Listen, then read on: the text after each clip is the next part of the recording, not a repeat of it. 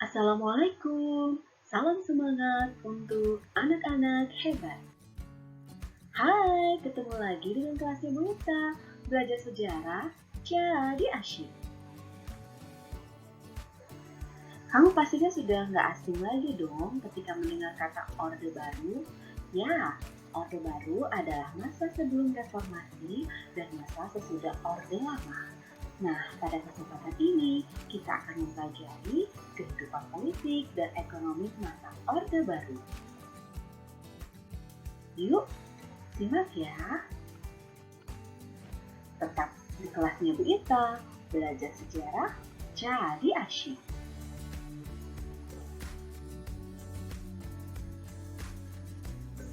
Pengertian Orde Baru. Orde Baru dapat didefinisikan sebagai suatu penataan kembali kehidupan masyarakat, bangsa, dan negara Indonesia dengan berlandasan dasar negara Indonesia yaitu Pancasila dan Undang-Undang Dasar 1945. Hal ini dilakukan karena terdapat adanya ancaman ideologi Pancasila, yaitu dengan adanya pemberontakan G30S PKI.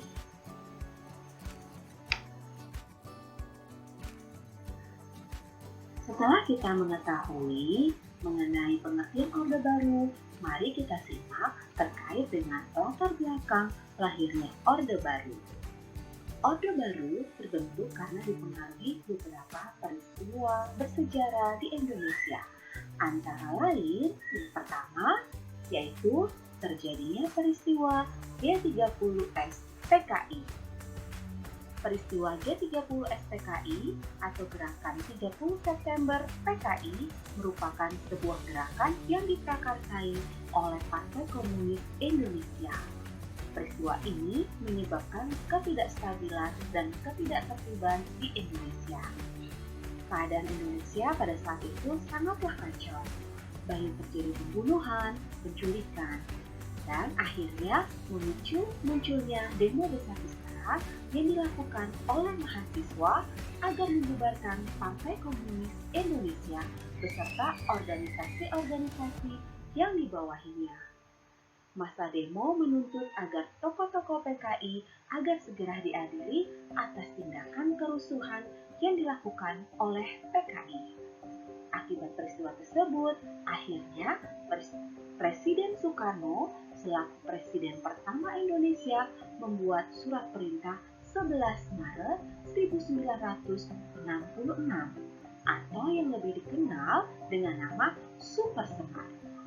Surat tersebut ditujukan kepada Lejen Soeharto untuk mengatasi segala permasalahan atau mengendalikan negara yang sedang mengalami kekacauan.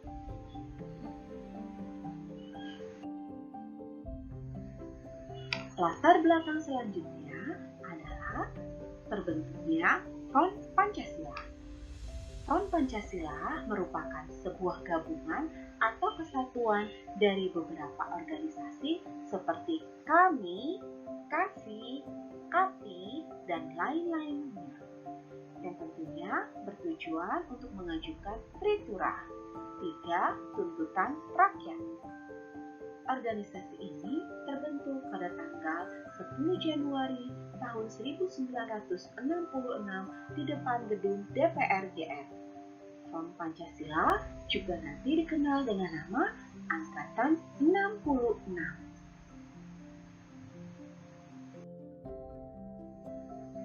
Latar belakang selanjutnya adalah melemahnya wibawa Soekarno.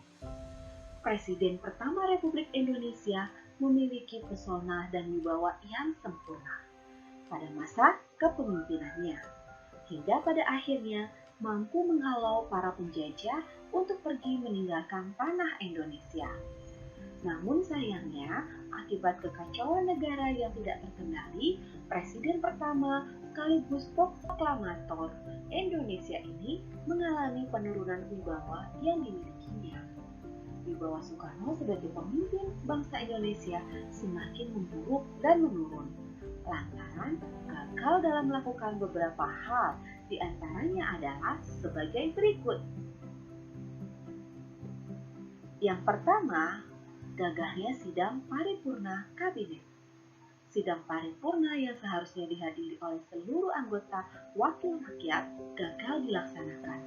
Sidang ini memiliki tujuan untuk mencari solusi terhadap masalah-masalah yang sedang dihadapi oleh bangsa Indonesia kala itu.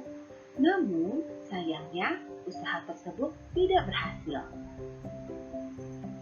Yang kedua adalah gagal mengadili tokoh-tokoh PKI. Salah satu dari 3 tuntutan rakyat adalah untuk mengadili para tokoh yang terlibat dalam peristiwa G30S PKI. Maka salah satu upaya yang dilakukan oleh Presiden Soekarno adalah membentuk Mahkamah Militer Luar Biasa.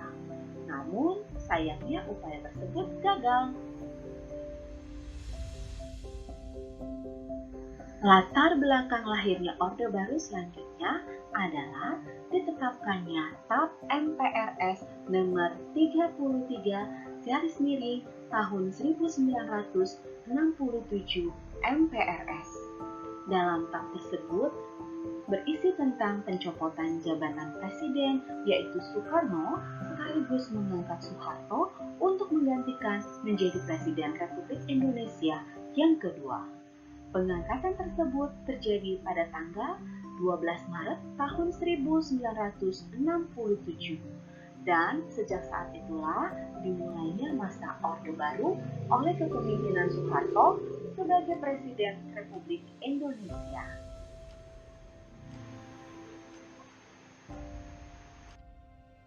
Berikutnya adalah tujuan Orde Baru. Secara garis besar, pemerintahan masa Orde Baru memiliki beberapa tujuan pokok. Antara lain, yang pertama, melakukan koreksi terhadap penyimpangan yang terjadi pada masa Orde Lama. Pengoreksian mencakup dari keseluruhan tanpa terkecuali. Tujuan selanjutnya adalah penataan kembali seluruh aspek kehidupan rakyat bangsa dan negara Indonesia.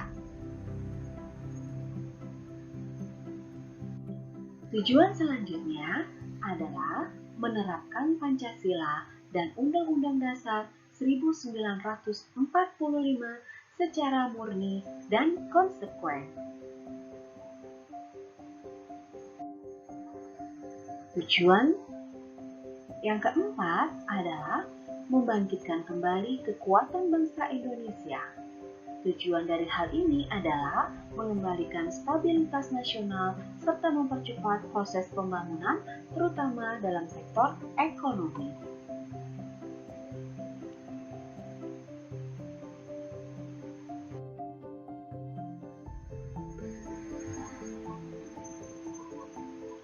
Kehidupan politik Orde Baru meliputi kebijakan politik dalam negeri. Kebijakan politik yang dikeluarkan terbagi menjadi dua, yaitu kebijakan politik dalam negeri dan kebijakan politik luar negeri. Masing-masing kebijakan tentunya dikeluarkan berdasarkan kebutuhan negara. Idealnya, kebijakan yang dikeluarkan adalah yang menguntungkan dan mengedepankan kepentingan rakyat banyak. Nah, kita lihat nih beberapa kebijakan politik pada masa Orde Baru. Yang pertama adalah kebijakan politik dalam negeri yang pertama, yaitu pelaksanaan pemilu 1971. Pemilu yang sudah diatur melalui Sidang Istimewa MPR 1967 yang menetapkan pemilu akan dilaksanakan pada tahun tersebut. Berbeda dengan pemilu pada tahun 1955 pada masa Orde Lama, pada pemilu ini para pejabat pemerintah hanya berpihak kepada salah satu peserta pemilu, yaitu Golkar. Dan kamu tahu, Golkarlah yang selalu memenangkan pemilu di tahun-tahun selanjutnya, yaitu di tahun 1977, 1982, 1987, 1992, hingga tahun 1997. Kebijakan politik dalam negeri selanjutnya adalah penyederhanaan partai politik. Penyederhanaan partai politik menjadi 2 partai dan 1 golongan karya. Antara lain, Partai Persatuan Pembangunan atau P3, yaitu gabungan dari Nahdlatul Ulama, Parmusi, Perti, dan PSII. Dan yang kedua, Partai Demokrasi Indonesia, gabungan dari Partai Nasional Indonesia, Partai Katolik, Partai Murba, Partai IPKI, dan Parkindo. Dan golongan karya atau Golkar.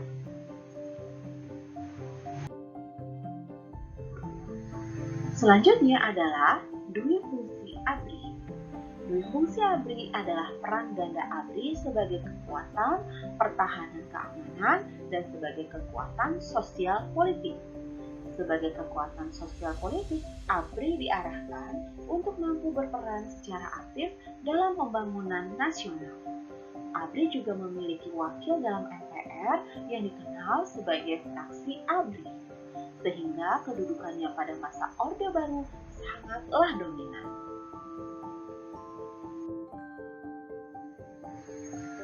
Selanjutnya adalah pedoman penghayatan dan pengamalan Pancasila atau dikenal dengan P4. Pedoman penghayatan dan pengamalan Pancasila atau P4 atau Eka Prasetya Pancakarsa bertujuan untuk memberi pemahaman kepada seluruh lapisan masyarakat mengenai Pancasila. Semua organisasi tidak boleh menggunakan ideologi selain Pancasila. Bahkan dilakukan pendaftaran P4 untuk para pegawai negeri sipil. Nah, setelah kita mengetahui kebijakan politik dalam negeri, saatnya kita mempelajari mengenai kebijakan politik luar negeri Indonesia. Kebijakan politik luar negeri Indonesia mencakup 1. Indonesia kembali menjadi anggota PBB. Pada saat Indonesia keluar dari PBB, tanggal 7 Agustus 1945, Indonesia terkucil dari pergaulan internasional dan menyulitkan Indonesia secara ekonomi maupun politik dunia. Keadaan ini kemudian mendorong Indonesia untuk kembali menjadi anggota PBB berdasarkan hasil sidang DPRGR pada tanggal 28 September 1966. Indonesia resmi aktif kembali menjadi anggota PBB. Kebijakan politik luar negeri Indonesia yang kedua adalah pemulihan hubungan diplomatik dengan Malaysia dan Singapura serta pemutusan hubungan dengan Tiongkok. Pada tahun 1965 terjadi konfrontasi antara Indonesia dengan Malaysia dan Singapura. Untuk memulihkan hubungan diplomatik tersebut, dilakukan penandatanganan perjanjian antara Indonesia yang diwakili oleh Adam Malik dan Malaysia yang diwakili oleh Tun Abdul Razak pada tanggal 11 Agustus 1966 di Jakarta. Pemulihan hubungan diplomatik dengan Singapura melalui pengakuan kemerdekaan Singapura pada tanggal 2 Juni 1966. Kebijakan politik luar negeri Indonesia selanjutnya adalah memperkuat kerjasama regional dan internasional. Indonesia mulai memperkuat kerjasama baik regional dan internasional dengan melakukan beberapa upaya, yaitu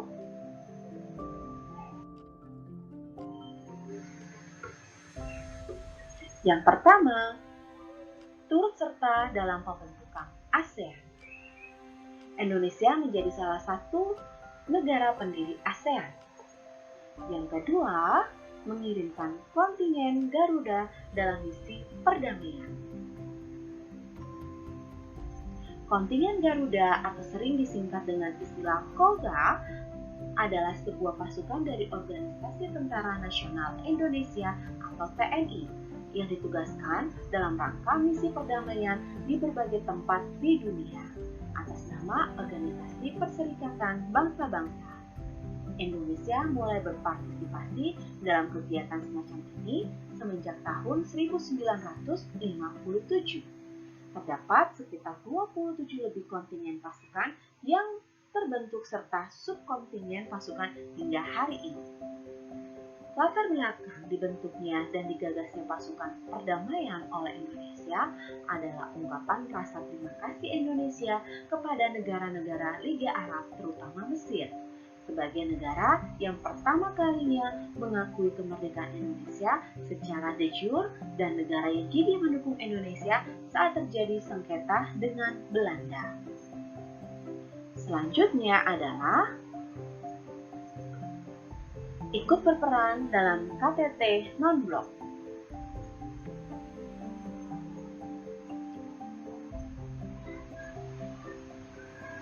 Dan berperan dalam OKI.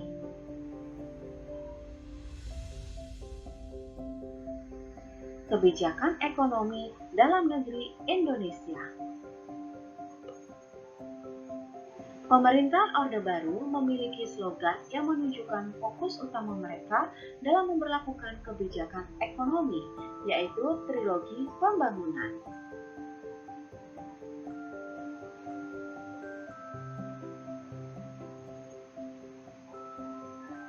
Trilogi Pembangunan ini terdiri dari yang pertama, stabilitas nasional yang dinamis.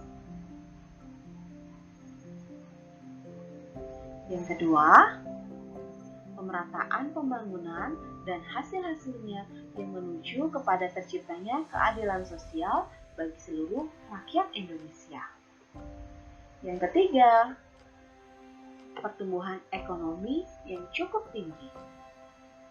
Bukan tanpa dasar, trilogi pembangunan ini dibuat karena Indonesia mengalami inflasi yang sangat tinggi pada awal tahun 1966, kurang lebih sebesar 650% setahun. Nah, beberapa kebijakan ekonomi yang dikeluarkan pada masa Orde Baru antara lain Rencana Pembangunan 5 tahun atau disebut sebagai Repelita.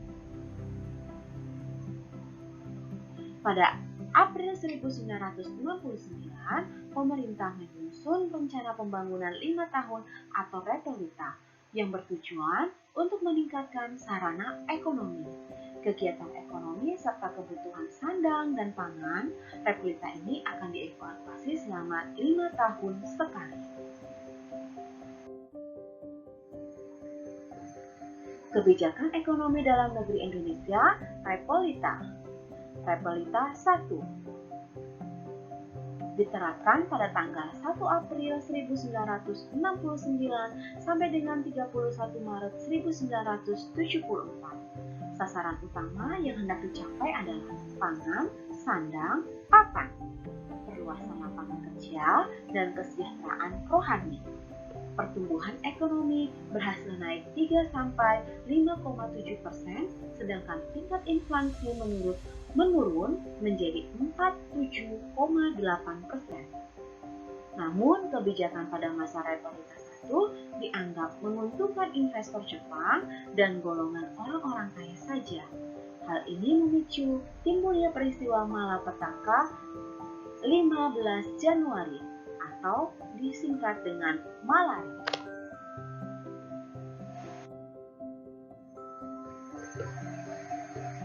Selanjutnya adalah Repelita 2, diterapkan dimulai dari tanggal 1 April 1974 sampai dengan 31 Maret 1979, menitik beratkan pada sektor pertanian dan industri yang mengolah bahan mentah menjadi bahan baku.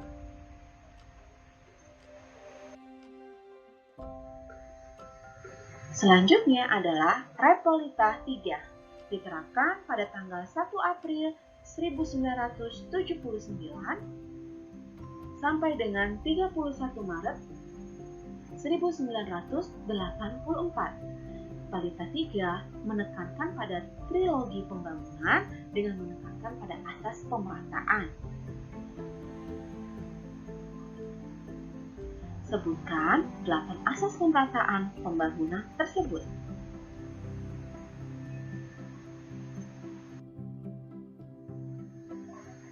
Selanjutnya adalah Repelita 4, diterapkan pada tanggal 1 April 1984 sampai dengan 31 Maret 1989. Menitik beratkan pada sektor pertanian menuju swasembada pangan dengan meningkatkan industri yang dapat menghasilkan mesin-mesin sendiri. Selanjutnya, Repelita 5, diterapkan tanggal 1 April 1989 sampai dengan 31 Maret 1994. Menitik beratkan pada sektor pertanian untuk memantapkan swasembada pangan, meningkatkan produksi pertanian, menyerap tenaga kerja, dan mampu menghasilkan mesin-mesin sendiri.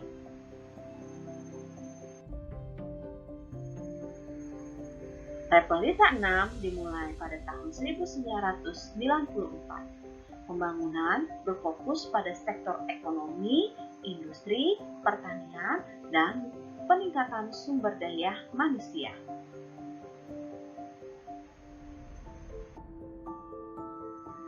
Selanjutnya, kita masuk kebijakan ekonomi dalam negeri Indonesia, yaitu Revolusi Hijau.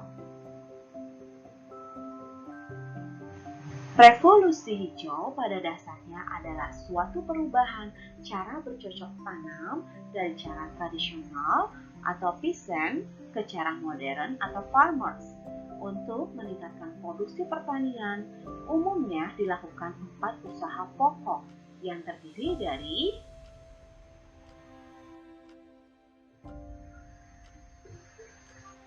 pertama, intensifikasi, yaitu penelitian, pengembangan, dan penerapan teknologi pertanian untuk memanfaatkan lahan yang ada guna memperoleh hasil yang optimal. Perubahan ini dilakukan melalui program Panca Usaha Tani.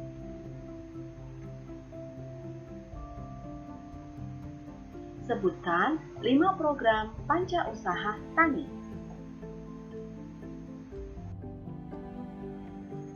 Selanjutnya, 4 usaha pokok dalam revolusi hijau antara lain yaitu ekstensifikasi, yaitu perluasan lahan pertanian untuk memperoleh hasil pertanian yang lebih optimal.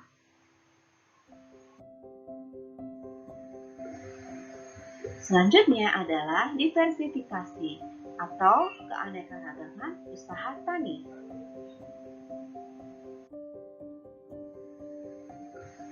Selanjutnya, rehabilitasi, pemulihan daya produktivitas sumber daya pertanian yang sudah kritis.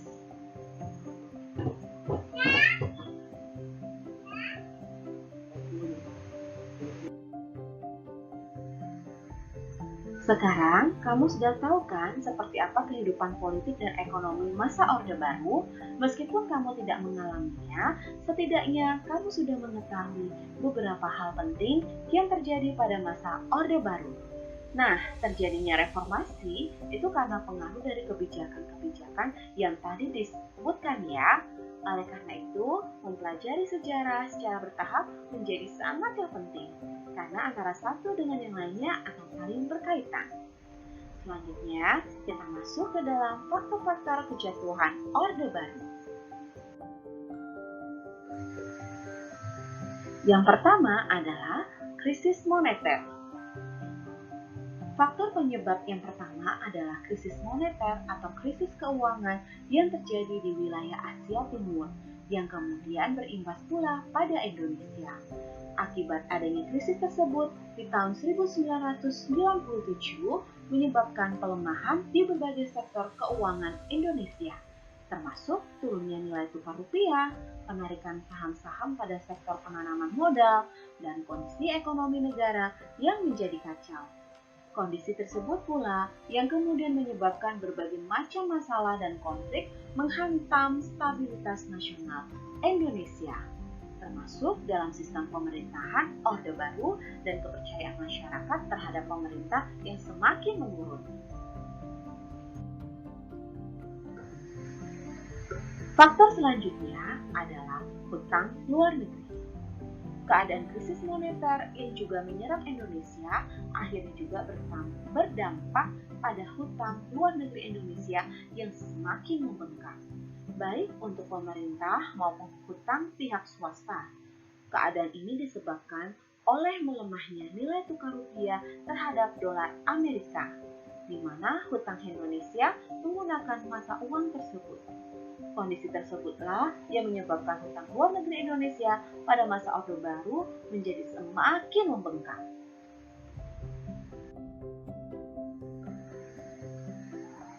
Faktor selanjutnya adalah terjadinya penyimpangan Undang-Undang Dasar. Dalam Undang-Undang Dasar 1945, Pasal 33 disebutkan bahwa sistem perekonomian Indonesia harus berdasar pada asas demokrasi ekonomi. Namun, pada masa Orde, justru sistem ekonomi hanya dikuasai oleh beberapa golongan kaya saja, seperti konglomerat. Kondisi ini juga memunculkan berbagai macam monopoli ekonomi, sehingga sistem ekonomi Indonesia pada masa itu lebih condong pada sistem kapitalis. Oleh sebab itulah disebutkan terjadinya penyimpangan Undang-Undang Dasar atau penyimpangan konstitusi pada masa Orde Baru.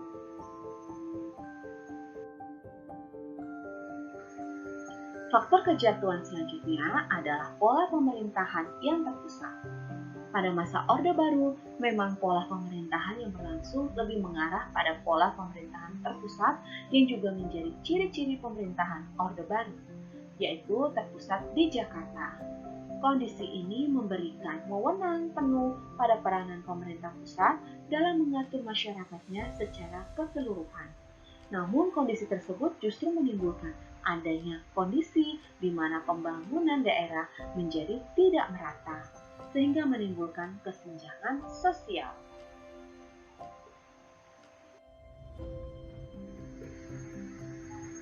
Faktor berikutnya adalah krisis politik. Penyebab keruntuhan Orde selanjutnya adalah adanya krisis politik di Indonesia. Hal ini dibuktikan dengan masa Orde yang syarat dengan KKN atau korupsi, kolusi, dan nepotisme, serta adanya pembatasan kekuatan politik. Salah satu yang mencolok adalah adanya pembatasan partai politik yang menyebabkan banyak aspirasi rakyat tidak tersampaikan, sehingga menimbulkan kondisi di mana secara tidak langsung rakyat harus mematuhi kehendak penguasa tanpa boleh membantah. Bahkan ketika ada yang mengkritik kebijakan pada masa Orde akan langsung dihukum penjara karena dianggap telah mengganggu stabilitas negara.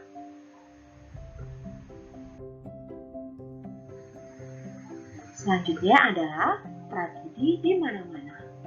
Kondisi makin memburuk pada masa Orde Baru juga ditandai dengan munculnya berbagai macam tragedi besar di Indonesia. Salah satu yang sangat membekas dalam sejarah Indonesia adalah tragedi Trisakti, di mana adanya aksi demo oleh mahasiswa, dosen, serta staf kampus Trisakti pada tanggal 12 Mei 1998. Demo ini dilakukan untuk meminta pemerintah melakukan reformasi di berbagai aspek, baik pemerintahan, ekonomi, politik, yang melalui sidang istimewa MPR. Namun sayangnya, aksi ini menjadi suatu tragedi berdarah, di mana 4 mahasiswa Trisakti ditembak oleh aparat. Kejadian tersebut kemudian memicu aksi kekerasan dan kerusuhan di berbagai wilayah Indonesia, sehingga membuat kondisi dan stabilitas Indonesia menjadi kacau hingga menjadi catatan terburuk dalam sejarah Indonesia. Selanjutnya adalah krisis hukum. Krisis hukum di Indonesia pada masa Orde Baru juga menambah penyebab keruntuhannya, di mana sistem peradilan pada masa Orde Baru tidak dapat dijadikan sebagai patokan atau barometer untuk mengharapkan pemerintah berlaku adil dan sesuai dengan harapan masyarakat. Kondisi ini menimbulkan sisi tidak percaya masyarakat terhadap hukum yang berlaku di Indonesia pada masa itu.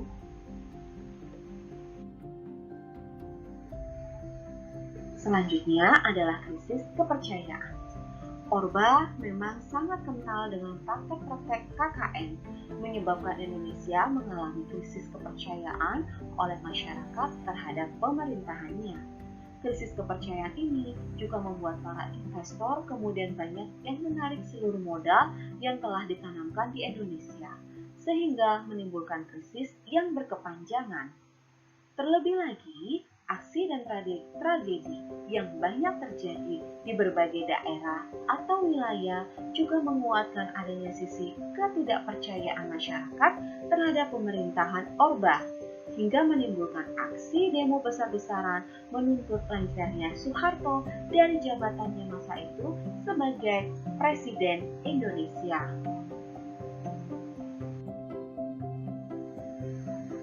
Yang kesembilan adalah penyimpangan asas Bhinneka Tunggal Ika. Penyimpangan ini terjadi di wilayah Indonesia, yaitu karena pemerintahan memiliki ketidakadilan sosial bagi rakyat Indonesia. Salah satunya yang kaya makin kaya, yang miskin makin terpuruk. Hal inilah nanti yang menjadi salah satu faktor dari kejatuhan masa Orde Baru. Thanks for watching to my video. Bye-bye.